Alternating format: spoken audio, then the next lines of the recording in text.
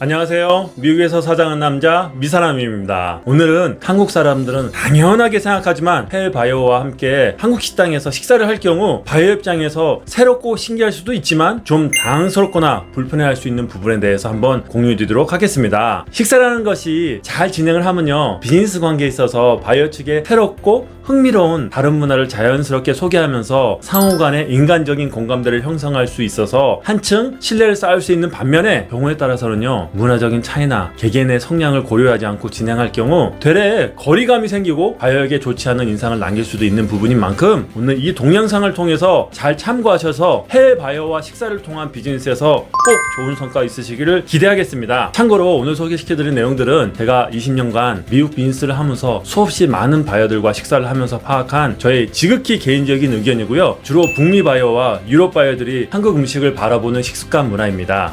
첫 번째, 식당 바닥에 앉아서 식사. 첫 번째는 좌석이 아닌 바닥에 앉아서 식사하는 것인데요. 저도 과거에 비즈니스 초기에 몇 차례 해외 바이어들과 앉아서 식사를 해보았는데요, 거의 대부분의 바이어들이 바닥에 앉아서 식사해 본 경험이 없어서 이 부분을 굉장히 신기하더라고요. 그래서 바닥에 어떤 자세로 앉아야 되는지 몰라서 왼쪽으로 앉았다가 오른쪽으로 앉았다가 다리를 폈다가 오므렸다가 반복하면서 불편해하는 것을 많이 경험했습니다. 특히 체구가 크거나 또는 연세가 많으신 분들은 더욱 불편했던 것 같습니다. 예전에 한 바이어분께서 너무 불편한 일이 저에게 오셔서 꼭 앉아서 식사하는 곳을 가고 싶다 라고 간절하게 말씀하시는 분도 있었습니다. 저의 개인적인 의견을 드리면요, 해외 바이어분들께서 바닥에서 식사를 하는 것을 불편할 수도 있으니까 의자에 앉아서 할 수 있는 좌식 식사를 할 수 있는 식당을 추천해 드립니다. 그리고 만약 바닥에 앉아서 식사를 할 상황이라면 꼭 그 등 받침대가 있는 식당을 추천해 드립니다.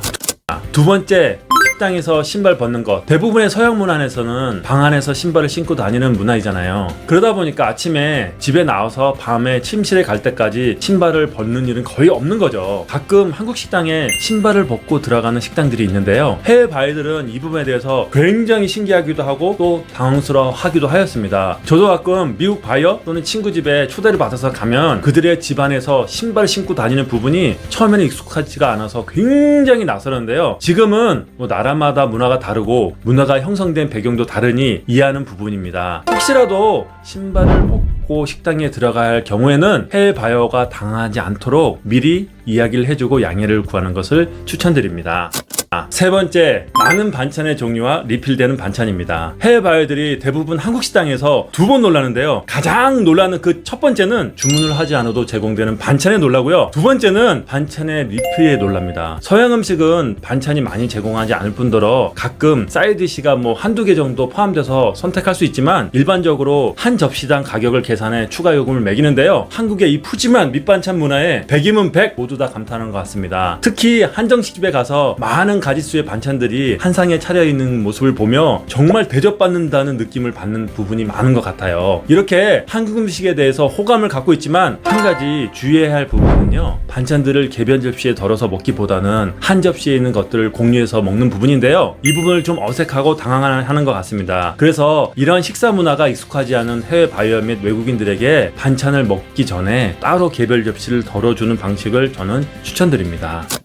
네 번째, 찌개를 다 같이 먹는 문화. 해외 바이어들이 한국 식사 문화에서 놀라는 것 중 하나가 한국 식당에서 국, 찌개를 덜지 않고 한 냄비에서 같이 먹는 문화인데요, 요즘은 한국 식사 문화도 점차 바뀌어서 각자의 그릇에 덜어 먹는 경우가 많이 있지만 오래전에 해물탕집에서 식사를 하는데 바이어가 해물탕집에서 같이 먹는 것에 대해서 당황해하며 하나도 먹지 않더라고요. 해외 바이어들은 이런 문화가 익숙하지 않아서 굉장히 충격적이고 비위생적이라고 받아들일 수 있는 부분인 것 같습니다. 요즘은 이런 문화가 많이 바뀌었지만 혹시라도 찌개 또는 국이 한 냄비로 나올 때 꼭 개별 접시로 덜어주는 것을 추천드리고요, 또한 숟가락 및 젓가락을 따로 구분해서 사용하시고 사람별 앞접시를 준비하는 것을 추천드립니다. 다섯 번째, 소리내서 먹는 것. 우리는 크게 의식하지 않는 경우가 많지만 해외 바이어들 눈에는 한국 분들께서 면류나 커피, 차를 마실 때 특유의 그 후루룩 소리 있잖아요, 그 소리를 내서 먹는 것에서 굉장히 신기하게 생각하는 사람도 있고 한편은 예의가 없는 것 같다 이상하다고 받아들이거나 또는 소리가 좀 거슬린다라고 이야기하는 사람도 있었습니다. 식습관이 다르니 다양하게 해석되는 경우가 있는 만큼 큰 이슈가 아니지만 해외바이어와 식사를 할 때 가능하다면 소리가 지나치게 나지 않도록 조금은 신경 쓰시면 좋을 것 같아 언급드립니다. 그 외에도 해외바이어들이 한국 문화에 대해서 신기하게 생각하는 것들이 있는데요. 팁을 내지 않는 것, 밤 늦게까지 음식점이 영업하는 것, 물을 무료로 제공하는 것, 물수건, 그리고 앞치마를 제공하는 것 등이 굉장히 신기하게 생각했던 것 같습니다.